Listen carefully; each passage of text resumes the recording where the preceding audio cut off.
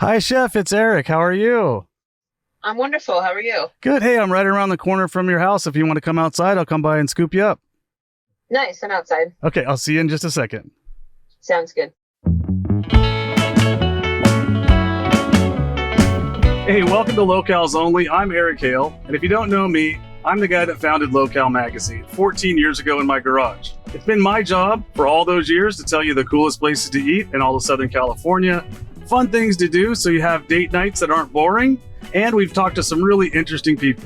Now we have a podcast, and we're lucky enough to call this Mercedes-Benz EQE all-electric sedan, courtesy of Fletcher Jones Motorcars in Newport Beach, our mobile podcast studio. So sit back, buckle up, and enjoy the conversation. Welcome to Locales Only. Today on Locales Only, we're in Santa Monica, and we're with a next level chef, quite literally.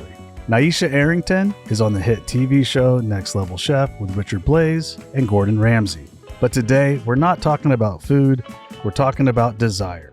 Nyesha is a very driven, type A individual.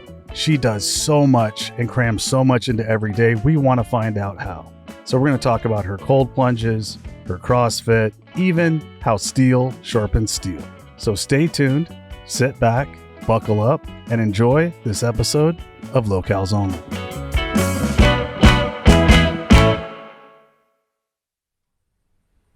Hello, how are you? Good, come on, jump in. Yeah, right here on this side. Well, welcome to Locales Only. Happy to be here. I was thinking about what I wanted to start talking to you about. Yeah. And now I'm in my 50s, and I'm not gonna disclose your age. We're not that close. But your energy level is what I want to talk about. Okay, let's right? talk about Because we it. could talk about cooking and all this kind of stuff and being on TV, but that energy level from what I kind of stalked you a little bit on Instagram. You just got back from a big trip. I did. I was in Africa for about 8 days. Day before yesterday. Yeah, well, and my thought was just, when I texted you yesterday, because I know how I feel when I get back off a plane. I'm like, she's not going to do this. Yeah. I even told my wife, I'm like, there's a good chance she's going to say I'm a little bit exhausted from this trip and from this plane. Yeah. And then I dug a little bit deeper and I was on your Instagram and I'm seeing you in cold plunges. I'm seeing you doing deadlifts. And I'm like, no, that's not this lady right here. This is one of those hard chargers, right? Yeah, 100%. It's funny, actually, when I got off the plane, I did a fitness competition that same night. Yeah, on Friday. Oh my God. Yeah, I'm big into CrossFit. So right now it's the first week of the Open. So yeah. I did that Friday night, which was maybe pushing it a little bit. Yeah. Coming off of a 20-hour journey. But no, I love life, man. I think there's a lot of opportunity to make some memories and, live a sort of total package human experience. So that's always sort of in my eye line. Yeah, I think that's really interesting. I think that's something people can draw from you because you're obviously successful. Oh, am I? I mean, you're on television every week. It's television's changed. It's probably not what it was 10 years ago, but you're on television every week. You're on there with some really talented people. Yeah. And just maybe talk a little bit more about what a day's like for you. How does it start? How does it end? No, I'd love to, Eric. Well, I think it's, first and foremost, I think understanding what your why is very important. For me, human connection is at generally the sort of center of the ethos of how I like to live my life. Okay. And, in my craft portion of that sort of branch of thought, it's cooking, that's the sort of the epicenter of my creativity, of my, my craft. Okay. And to do that well, I feel like you have to have a really good sort of support system, a sort of really healthy baseline, which has evolved over time, especially coming from a field that, sort of in the past, it was more so known for, sort of burning at both ends. Yeah. Very much so. Right. And for me these days, post-COVID, I think really 2019, for me, that's where the shift happened. I grew up playing sports. I've always been a pretty sort of dynamic person. I like to build good memories. And I feel like when I do the cold plunges, when I go do these like incredible workouts, when I surround myself with go-getters and sort of highly motivated people, it makes me better at my profession, my craft, my work. So, a day to day for me, generally I'm very passionate about having a Sunday off. Like that's my main thing. Thank you for giving us your Sunday. This is chill though. This is like, I'm happy to do this. Yeah. This is off time for me. Yeah. But like, Monday through Friday sort of, I wake up, I go to the gym. I always have a coffee in the morning or tea, depending. Yeah. But I go to the gym. Before I start my day, I always have a list. I'm never just going to wake up and be like, oh, what am I going to do today?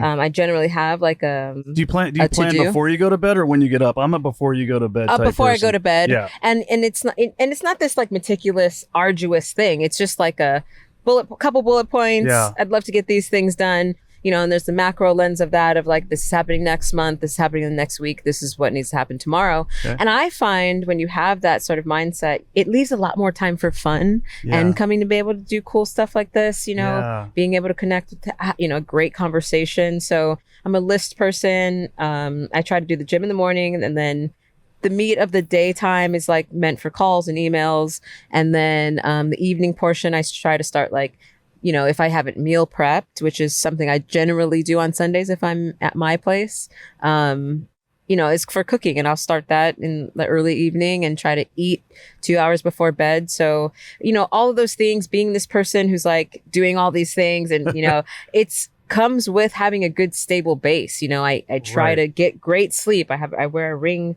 tracker that tells me what type of sleep I got, what quality of sleep. I do the cold plunges, I do the saunas, I do the workouts. I try to really feel my body in the best way possible. Not to say that I don't enjoy an entertainment. I definitely go get a cheeseburger. I go do the fun parts of life as well. But I definitely think it's about some balance. Yeah. Let's maybe talk, now that we've talked about that, let's go back in time a little bit. Because I read a little bit about you. There's been, some stories done about you. And it was talking about art. And we just had somebody in this seat. We were talking to Bam Marley. He's Bob Marley's oldest grandson. And we were talking about his art as music, but also that he loved as a kid to tag buildings. Amazing. And that his mom gave him the kind of like leeway to consider that art. And it was an outlet. And I think when I think about you, cooking is definitely an art to a really good chef. 100%. But there has to be other things that round you out in that, right? So you love art as well? I do. And it's so interesting because some chefs, you talk to them, they're like, oh, is food art? It's always a question. And I think it's up to the individual. I think any form of creativity is based on perception, and it's based on the reception of people who are enjoying it.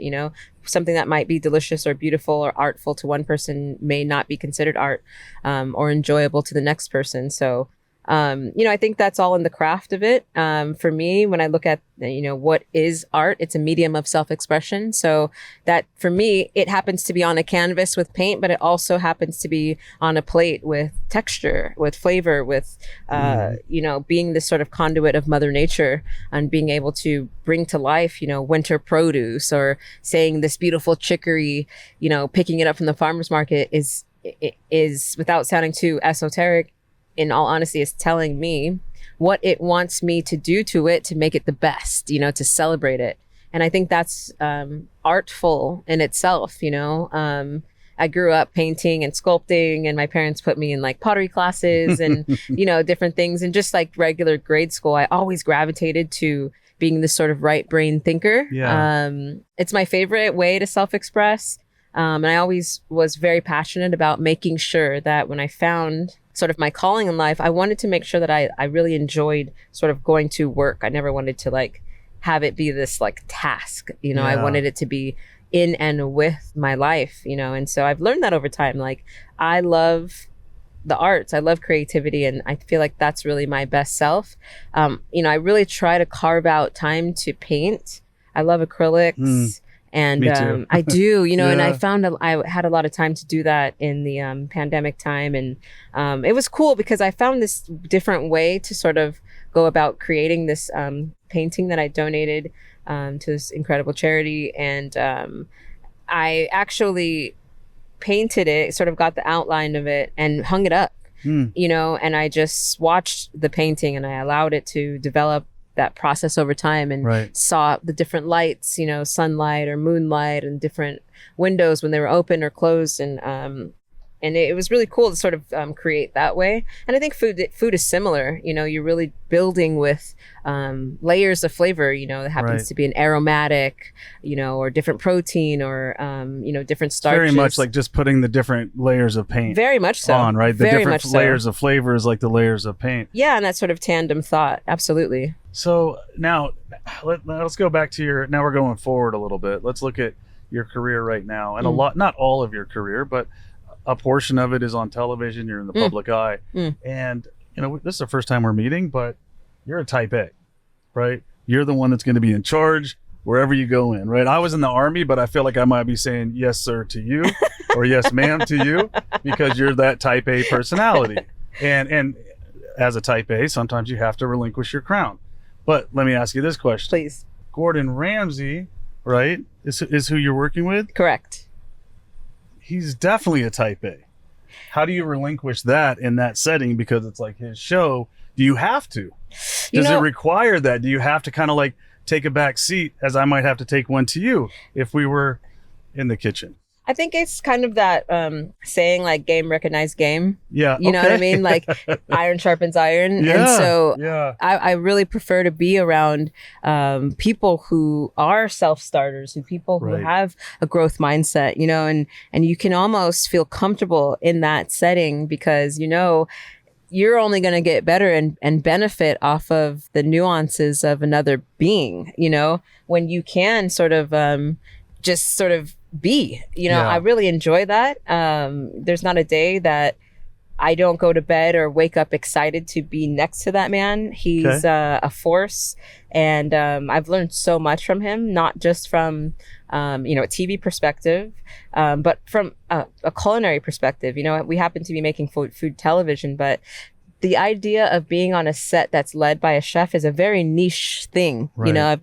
had the opportunity. So he's in charge on set. Not only that, he's executive, like he's the person telling everybody where to stand, what to do, how this is going to go down to that extent. Or? No, I mean, he has a team, you know, that he trusts to build that vision out with him, you know, so he's free to be himself, you know. He's not giving too much sort of micro direction, but really, I mean, in the nuances of being able to articulate the mind of a chef, you know, like to be on a set that's led by a chef in the sense of to speak to what food is. That's very niche vernacular is very specific. And when you go, for example, when you go on a set that's not led by food people, you can see it, you know, it's almost this forced language, and there's just small nuances that don't necessarily carry over outside of the kitchen. So it's really cool, you know, it's really amazing. I was able to guest chef on his program Master Chef, and that's where we first met each other, and you know, the rest is history. But so is that how this culminated? It is, because I'm sure there was like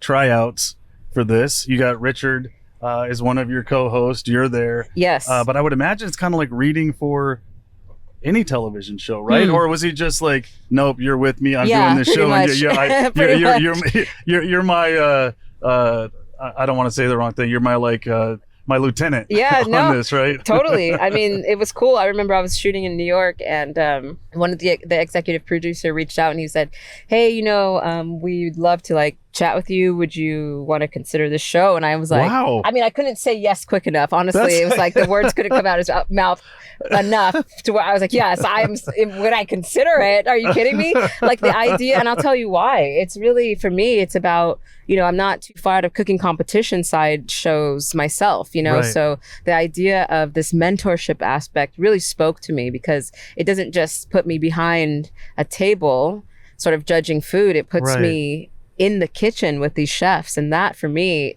I never want to get too far from the kitchen. Right. And I've watched the show. I didn't get the sense, maybe not fully, but you're really there helping them. Oh, yeah. Right? That's your goal. Like you're trying to push them up 100%. to get them up to the next part of the competition. So next level. And is that off camera as well, or is everything that we're seeing the mentorship happens on camera? Honestly, there are times where it is off camera. It's very difficult, and I empathize, and I can completely relate. Some of these chefs, they have hard days, and Right. for the most part, yes, it is on camera. But for sure, I've had a sidebar chat with someone who's having a hard day, 100%. Because you can see like sometimes on these shows, and it feels like it might be for TV, but you feel these emotional breakdowns. Yeah. And you do feel bad for them because Yeah. you're like, I think putting me under that pressure and saying chop a carrot and you cut yourself and Yeah. you're all freaked out and you're like, man, I've chopped a carrot 100 times at Yeah, home of and now I course. can't figure out how to do it. Oh, It's of course. just stressful, Oh, are you right? kidding me? And then you have Gordon Ramsay, plus you have lights, plus you have cameras.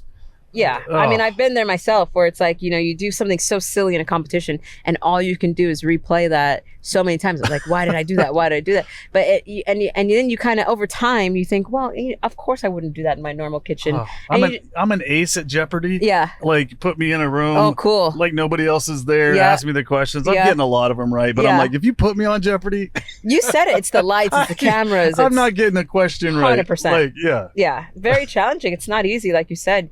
You got and you're performing. You want to do well for yourself. You want to do well for your peers back Right. home. There's so much to process in that short amount of time. Not to mention to conceptualize and execute, and then calmly plate your dish in a time restraint. It's asking a lot, But you have to think about it. It's like we're looking for the best of the best, and the really cool part of the show is, it's not just about the professional chefs. It's also about the home chefs and also the social media chefs, which happens to be the sort of natural progression that we're seeing Right. in food, whereas before the cooking competitions were only pretty much for professional chefs.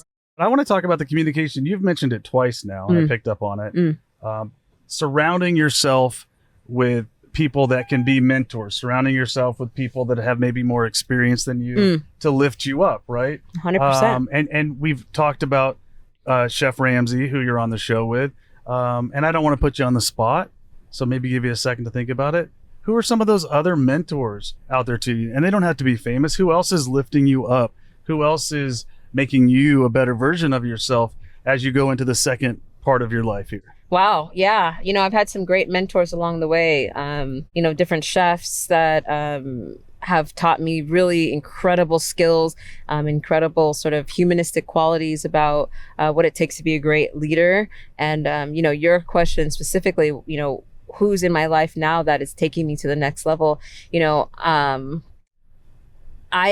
me, the food component is there. The craft is there. I've spent 22 years honing myself in the kitchen, Right. and these days I'm the questions I've been asking myself are more surrounded about self-sustainability, and what we spoke about earlier, With the health. the Right, baseline, right. because I think earlier in my life, I was, you have this full cup when you enter the field and you keep pouring, you keep pouring, you keep pouring, you keep pouring, you keep pouring. And all of a sudden you kind of look around, you take inventory and stock and you're like, am I on the right path? Right. I think we all do that. Yeah, I I'm think learning we do that. that a lot, right? Yeah, Like most yeah. people, I talk to friends every day and they're just like, I wonder if I'm doing the right thing. Yeah. And you know what? There isn't a right or a wrong. I'm learning that, Eric. Every single thing that we do Yeah. is the right decision. It's the only decision because you already made it. Yep. Right Yep. there. We talked to one of our other guests, a friend of mine, Matt Sanders. We had talked about free will a little bit. And I'm not even sure that we have the ability. I think a lot of the decisions that we make are kind of predetermined for us a little bit based on our family, like what you talked about, the career choices we made, the people that were around. So your next step might be something totally different than this. And I'm not trying to coach you here. Yeah, no. Your next step might be something totally different, but it might be something that all of your yesterdays have prepared you for. Absolutely. I love that. Right? Oh, I love that. Yeah, absolutely. And those are the questions I've been asking myself more recently, and while my passion for cooking will never dissipate, zero, Right. chance of that, I want to ask myself, like, am I feeling my body enough? Is my brain functioning on the highest level possible to keep presenting opportunities, not just for myself now, but for other people? That's Right. really where my mindset is, am I presenting opportunity for other people? So a lot of my work now is surrounded more so around amazing women, Okay. coming up. Honestly, Eric, I never worked for, and it's never been something that's like, I really looked at coming up. I never worked for a female chef. I wasn't around a lot of strong women. You know, most of the people in my life are strong men, which is cool. And there's zero things wrong with that. But for me now, you know, and I think really what the pivot was finding this incredible workout group. And I mentioned 2019, and this is the first time I saw like these really dope like CEOs, businesswomen, moms in this fitness group that I joined, and they were so badass. And I'm telling you, it was the first time I saw that, you know, that like likening between strength and femininity. I just wasn't around it. Yeah, so you're saying it's literally the first time you physically saw it. It wasn't like your mind was opened up. You just hadn't seen. I just hadn't been around that environment, because in kitchens, generally 9.9 times out of 10, I was the only female. Yeah, and I think that probably speaks to what we talked about was your strength that, you know, we talked about a few minutes ago in this conversation. It is still, I would think, in a lot of the kitchens I've seen, still difficult to be that person in that kitchen. Yeah, they're few and far between. You know, I think the industry's working on it. You know, I think, you know, it's interesting to sort of navigate through and build up. You know, we have a lot of healing to do within the industry, and, you know, it starts with self. So it was really cool to see that group, and it's just hard, you know, it's really demanding, hard work in the kitchen. Yeah. And it's not made for everyone, you know, but nowadays I feel like well, so is CrossFit, right? You can say the exact same definition. Yeah. It's very grueling and demanding, and it's not made for everyone. It's not made for everyone, but you know, it's really cool because I get to work out with some really powerful human beings in it, and you can see everyone's so dynamic, not just in the gym, but outside of the gym. And I think that's specifically about CrossFit, what it does. Where you're headed, and I'm not trying to point you in that direction, but what things are you still trying to master? Where do you still feel short that you could, you know, maybe is it having better relationships? Is it having better time for yourself? Maybe you're so busy and you keep yourself so overwhelmed. What is that? What is the next thing that you want to try to master? Yeah, the next thing for me is strong, healthy relationships. You know, I think I spent most of the 22 years of my life steadfast trying to grow my career, sort of looking down at the proverbial cutting board. Yeah. You know, and I did a TED talk, I don't know, 2 or 3 years ago, and I talked about this, and it was the first time that I really looked back and really combed through, and it was this really visceral moment, you know, to kind of look up and look at what's on my stove, you know, what is burning and what is like on That's cruise a great control. Analogy. I love the, you know, what's burning. So I call it plate spinning. Sure. Right. So I always feel like you're spinning plates, and then you're hoping that by the time you get to spinning this one, that this one hasn't started wobbling and falling off. So that's kind of like the burner. You're waiting, you're hoping one doesn't boil over. Yeah, or absolutely. doesn't get the attention it needs, or burns or sticks. So that's something that you're already starting to analyze right now in your life, and relationships is that. Yeah, I think so. You know, I think it's important to pour from a full cup, you know, and I think, you know, I was talking to this person who does Sherpa journeys and ice bath experiences, and she's like, you know, the thing that we can only do, you know, speaking to the sort of plate spinning thing, is all of the buckets will never be completely full. Right. You know, it's okay to visit the family bucket, visit the career bucket, visit the self bucket, and then sort of go back and forth and teeter with the amounts of each. Well, let's talk about as we finish up here, we're going to head back towards your house, the art and craft of cooking in and around your neighborhood. Let me ask you a question. Where's your go-to spot for dinner? And what is your 100% designated cheat meal here and around your neighborhood? I love that. So cheat meal is heavy-handed. I'm a big smash burger girl. It's here on Main Street. There's a lot of them. There's a lot of them vying for that crown. But we've just reviewed heavy-handed, and it's good. It's pretty good, man. The short rib, you know, and really what I love about these guys is I have watched their growth and development, and they have not changed. The proprietors are incredible, super dope humans. And I was going to their stand, their truck when they were in Venice, you know, and they were before the brick and mortar. Like First Fridays. Yeah, dude. Yeah. And it hasn't changed. It's that short rib burger. It's got a beautiful skirt. It's like they don't overcomplicate it. It's just great quality ingredients, and, you know, 2 dudes with a vision that executed it. And it's super cool to have been a part of that journey. Now, foodie in Santa Monica, like foodie. Trying to get your really good, like, you want to see a great chef at work. Doesn't have to be, 3-star Michelin. We're not looking for that, but who's really like doing their thing in the kitchen, would you say, around here right now? Wow, there's so many options for that. Well, I'll preface it with, if that's my sort of like, low key cheat meal, I'd say step up from that. I would go to Gilbert's. That's pretty close to my place. I get some delicious potato tacos there. I love the family. I've been going there for years. And then I would say probably a step up from that. Birdie G's. I like Jeremy Fox. His food's really delicious. So I frequent Birdie G's often. Pretty nice, beautiful dining room. So I find when I have friends in town, that's generally where I'll go. It's pretty close to my place also. So that's always nice. I just want to thank you so much. That was a really interesting and great conversation. My pleasure. Thanks for being on Locales Only. No, my pleasure. I was looking forward to this. It's such a great concept. I love cruising around in a car. It's one of my favorite pastimes, actually. I really enjoy driving, especially in SoCal, and being able to cruise around Santa Monica and Malibu and Venice is awesome.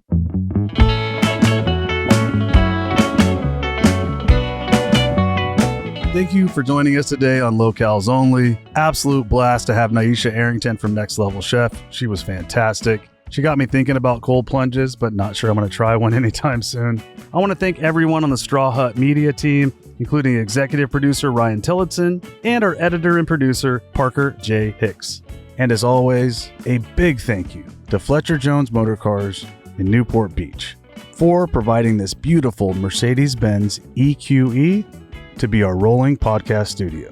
Join us next time on Locales Only, where you can buckle up and go for a ride in our mobile podcast studio with some of the coolest people in Southern California.